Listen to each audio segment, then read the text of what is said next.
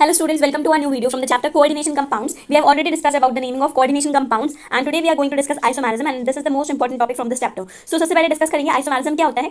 So two or more compounds having the same molecular formula but different arrangement of atoms. जब दो या दो से ज्यादा कंपाउंड का molecular formula सेम होता है लेकिन उनका जो अरेंजमेंट है वो डिफरेंट होता है उसको हम क्या बोलेंगे आइसोमर बोलेंगे. ठीक है, क्या हो गया वो आइसोमर. जैसे आप अपने आप को कंसिडर कीजिए कि आप एक पर्सन है. ठीक, आप अपने स्कूल में अलग बिहेव करेंगे, अपने घर पर अलग बिहेव करेंगे. ठीक, ऐसे आइसोमेरिज्म क्या होता है लेकिन है तो एक ही इंसान ना.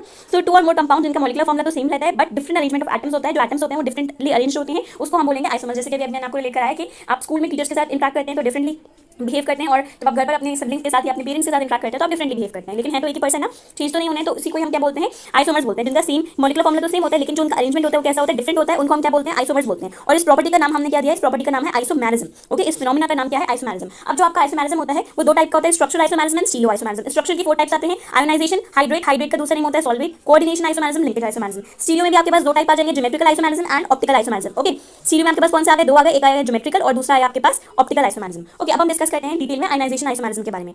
देखिए आयोनाइजेशन आइसोमेरिज्म क्या होता है. The compounds which have the same molecular formula, वो कंपाउंड्स जिनका मॉलिक्यूलर फॉर्मूला तो सेम होगा. मॉलिक्यूलर फॉर्मूला मतलब जो भी फॉर्मूला बनाते हैं मॉलिक्यूल, जैसे कार्बन है या सल्फर है या ऑक्सीजन है या नाइट्रोजन है, उनको यूज करके जो बनाते हैं तो वो कंपाउंड्स जिनका मॉलिक्यूलर फॉर्मूला तो सेम होता है बट वो डिफरेंट आयंस देते हैं. ओके, मतलब वो अलग अलग आयंस देंगे सॉल्यूशन में. जब आप उसको सॉल्यूशन में डालेंगे तो डिफरेंट आयंस देते हैं. उस प्रोसेस को हम मतलब उस आइसोमेरिज्म को हमने क्या बोलना है आयोनाइजेशन आइसोमेरिज्म. एक बार और पढ़ते हैं.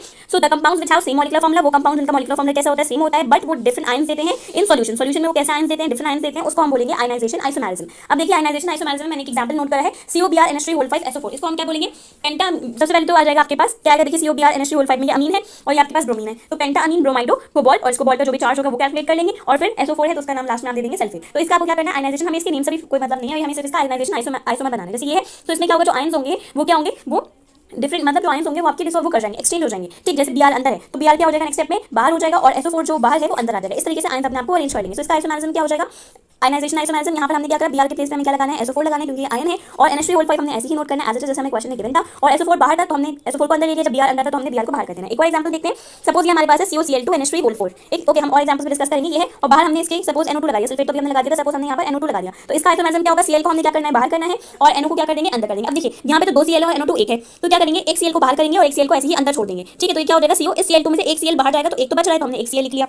अब एक क्या हो रहा है आपका, एक जो Cl है वो क्या जा रहा है आपका बाहर जा रहा है. सपोज कंसीडर कर लीजिए कि हमने क्या करा, कोबाल्ट लिखा था, NO2 को हम अंदर लिया तो हमने NO2 को अंदर लिख लिया. अब आपके पास NH3 था, NH3O4 था, आपने वो भी ऐसे नोट कर लिया. अब यहाँ पे दो क्लोरीन एटम्स थे, आपने एक क्लोरीन को तो अंदर रखा और NO2 एक अंदर आया है तो इसीलिए एक क्लोरीन एटम बाहर जाएगा. सो इस तरीके से हमने इसको अरेंज कर लिया. जैसे देखिए नेक्स्ट वाला एग्जांपल, एक और एग्जांपल डिस्कस करते हैं हम. तो यहाँ पर आपके पास PtCl2 NH3O4 है. ठीक है, और इसके बाद हमने यहाँ पर सपोज Br2 लगा देते हैं तो इसका क्या हो जाएगा, Cl के दो एटम्स है ये भी बाहर चले जाएंगे एंड ब्रोमीन के भी दो हैं तो ये अंदर आ जाएंगे. सो इसका हम बना लेंगे आयोनाइजेशन आइसोमेरिज्म. सो ये क्या हो जाएगा Pt और Br2 अंदर आ गया तो Br2 और NH3O4 ऐसी का ऐसी हमने नोट कर दिया और Br2 बाहर तक अंदर आ गया तो अब Cl2 को हमने बाहर कर देना. So that was it.